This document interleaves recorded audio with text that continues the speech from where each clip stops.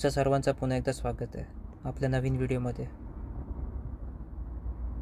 आज हे जे काही मी सांगणार आहे तुम्हाला, हे माझ्या मित्राबरोबर घडलं होतं.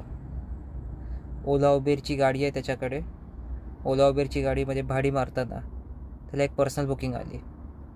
दुपारी 3 वाजता त्याला एक पर्सनल बुकिंग भेटली आणि क्लायंटला जायचं होतं कणकवलीला. कणकवली हे गाव कोकणात येतं. त्यांनी 3 वाजता क्लायंटला पिकअप केलं. पिकअप केल्यानंतर क्लायंटला त्यांच्या घराकडे सोडेपर्यंत रात्रीचे 11:30 वाजले होते. 11:30 वाजता घरी सोडलं. क्लायंटने त्याला समोरून बोलले की तुला जेवायचं असेल तर तू येऊ शकतो. त्याला भूक पण लागली होती, त्यांनी जेवून घेतलं. आणि त्याचबरोबर त्यांनी त्यांना हे पण सांगितलं होतं की जर तुम्हाला पाहिजे तर आजची रात्र तुम्ही इकडे काढू शकतात, तुम्ही उद्या सकाळी निघू शकतात.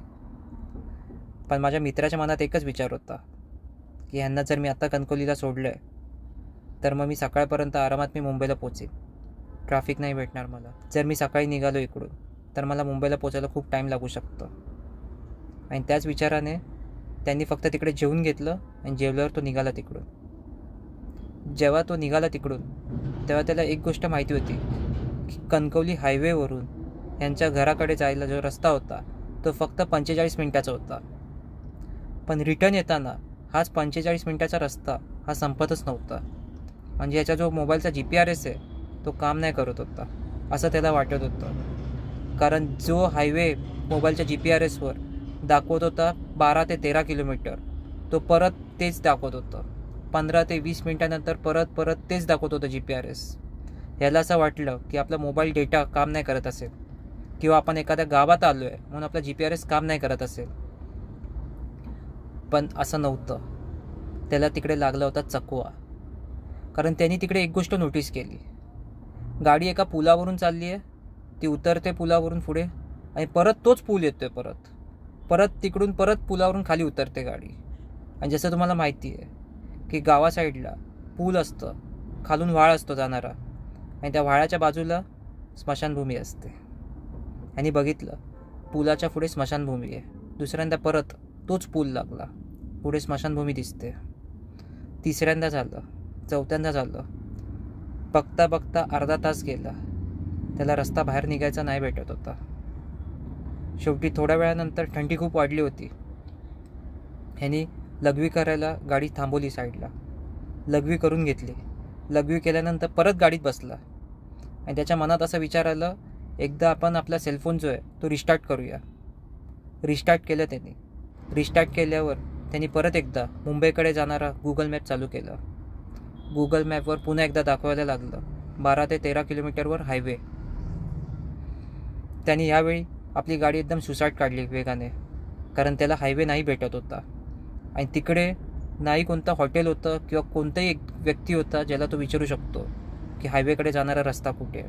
आणि त्याच्या मनात असा विचार आला होता की एखादा जर पेट्रोल पंप दिसलं मध्ये किंवा एखादं दुकान दिसलं, जरी आपण रस्ता भटकलो आहे आणि तिकडे असं काही आपल्याला दिसलं, bus stand, railway station, petrol pump काही दिसेल, तिकडे आपण आपली रात्र आजची काढूया.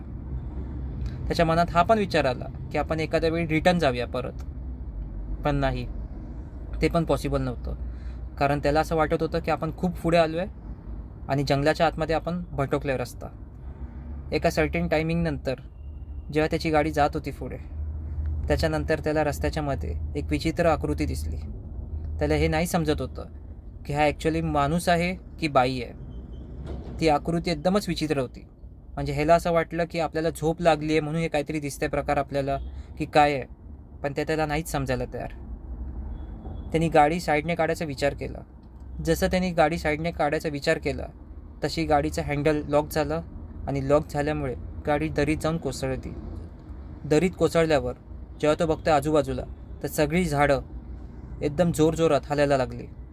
अचानक तिकडे वारा वगैरे काहीच नव्हता, पण झाडं खूप जोरजोराने हलायला लागली. हे त्याला थोडंसं विचित्र प्रकार वाटला.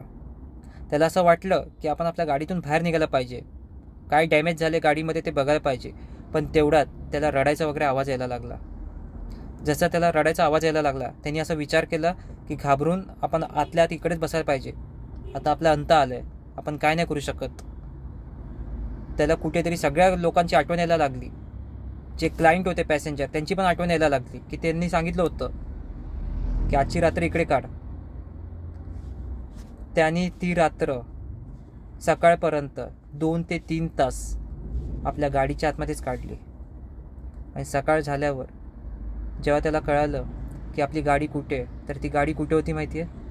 त्याच स्मशानभूमीच्या इकडे होती. त्याची गाडी दरीत कोसळलीच नव्हती.